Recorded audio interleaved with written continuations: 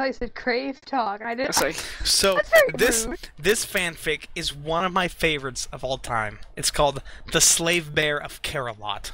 What is that? oh Is it my Care god. Bears? It's What? a Care Bear Care-a-Lot? I fanfic. knew it was Care Bears. Did you...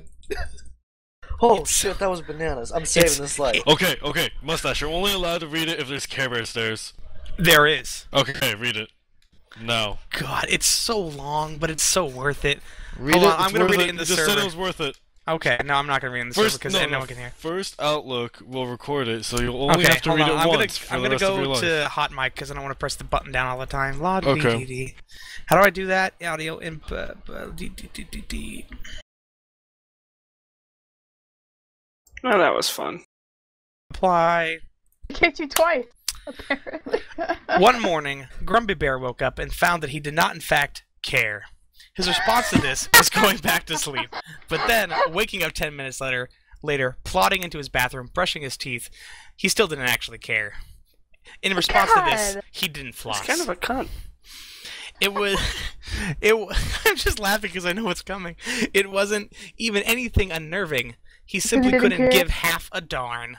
In fact, there was so much darn he didn't give that it became a damn, which is another thing entirely, as anybody's either said either darn or damn will know. He ate cookies in bed, wallowing in the crumbs. Then Grumpy dozed off fretfully until 1 o'clock in the afternoon, whereupon he roused from his uncomfortable sleep by screaming bleat of the Care Bear horn outside. He attempted to ignore it, but this didn't work. Grumpy! Honk, honk, honk! Grumpy, get out here, lazy bones! You're gonna miss the picnic! The window was thrown open, accompanied by more honking and laughter from the car when they finally saw him. Before now, Grumpy had never actually noticed how much the Care Bear sunglasses made her look like a desperate Madonna knockoff, a colorblind teenager with fashion issues who thought that star flames were still chic and didn't notice that her beloved car didn't look anything like look any better covered in rainbow decals. Oh, Champ Bear was Champ Bear. That was a run-on sentence. You know what? Shouted Grumpy. You and your picnic can go to hell. Slam. Silence. Wow, said a Losata heart elephant. But after that deeply pregnant pause, deciding to go with the flow and manfully attempt to miss the point, I have never known Grumpy to turn down a picnic before. These people can't write at all. Spy, Crave. Spy behind you, Crave. Please turn around. Please turn around, Crave. My God. Nobody killed the spy. Yeah, said Cheer, and who was adjusted her sunglasses and frowned. She gave another lame, hopeful toot in the car, just in case it would change Grumpy's mind at the last minute. But a shoe came flying out the window and bounced merrily off of her hood for her efforts. This would have gotten her peeved, but only the bonnet was made of clouds and it couldn't dent. Even so, gosh, somebody woke up on the bed on the wrong side of the bed this morning. And he was like, fuck you, bitch. Cheer slapped her paw on the indignant champ's mouth before he could say anything else. Whoa, she whispered, obviously hoping to draw out syllables meant Grumpy wouldn't be able to hear. Maybe if we should leave Grumpy alone until later, till he's feeling all right. Then they all noticed. Wide-eyed and more than a little relieved, she crumped her paw into her mouth in the sweetest tone she could manage. Hey, Grumpy, we'll bring you back some leftovers, okay? Hope you feel better. The car pulled out, and the second shoe came sailing out the window. Satisfied that they were gone, Grumpy went back to bed. Keep reading. Okay, I'm skipping the parts that are boring.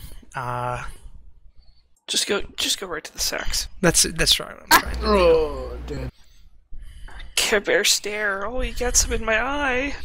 So this is there we go. So at this point, they all got angry at Grumpy because he still doesn't want to see them, even after they brought him leftovers after the picnic. And Tenderheart slapped him, and they sang some songs, and now they're gonna at fuck him. Nina's leather fetish emporium. Oh, It had fur, Cher Bear's diva sunglasses, and a rather crushed pork pie hat that had been featured on the back of somebody's wardrobe. It was the exact height of the three bears standing on each other's shoulders. As it went past, nearly tripped over a dildo display, which roused the attention of the redhead 13-year-old and his girlfriend perusing a gimp rack. Care Bears? Said the redhead in misbelief. Is that you? Tenderheart, wide-eyed, peered over the tops of Cher's sunglasses and nearly poked out an eyeball. At his muffled noise of alarm, Cher and Braveheart struck out their heads in the middle of the coat. Hold on, blah, blah, blah, blah, blah. This is when they're talking to the humans, and it's boring. They buy a bunch of BDSM toys. There we go. Oh, Here's a good part. Grumpy Bear awoke, suspended. His arms and legs were tied up behind, tied to something, though he couldn't see what it was. He was facing down, staring at the tiled floor of the main hall in Carolot, uncomfortably suspended, cold and shocked. There was a movement going on all around him, and he groggingly thought maybe he was still dreaming. As he came to a cane in his head to see what was... Maybe he thought he was still dreaming as he tried to crane his head up to see what was going on. Hey, what the heck is going on, you guys? Let me out of this thing. Slave Bear, speak, says a voice. Slave Bear is tied to the rape rack, said another. What the funshine? That's you. I can hear you. What the hell are you doing? Wish Bear. For his pains, Grumpy Bear received a rather hard whack to his face with what looked like a long stick. It was pink with rainbow decals.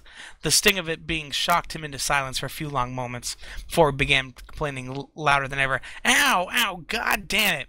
Slave Bear talks out of turn, another voice said, worryingly familiar. Gag him. What? No! Managed Grumpy before his arm that looked suspiciously like Funshine's forced a gag ball that reeked of glitter paint was shoved into his mouth. Grumpy Bear felt it being tied, yelled against it. For the first time he began to feel fear. Slave Bear, you are in the rape rack for crimes against caring, said the first point. Grumpy identified it. It was Tenderheart. Slave Bear, you will only come out of the rape rack when you've been started to care again. Until then, you are no longer Grumpy Bear, but Slave Bear. We're reading fanfiction. It's fun. Just listen. Keep going. Well, I know that feel. Reading it. Just how do we do? Just keep reading. Just keep listening. It's good. Until then, you will no longer be Grumpy Bear, but Slave Bear, and you'll be the property of every Kev Bear and Care Cousin in this room. You're going to be crumbish. Care Cousin's a retard, said Grumpy. Your first punishment is Love-A-Lot. Are you going to give him a magazine?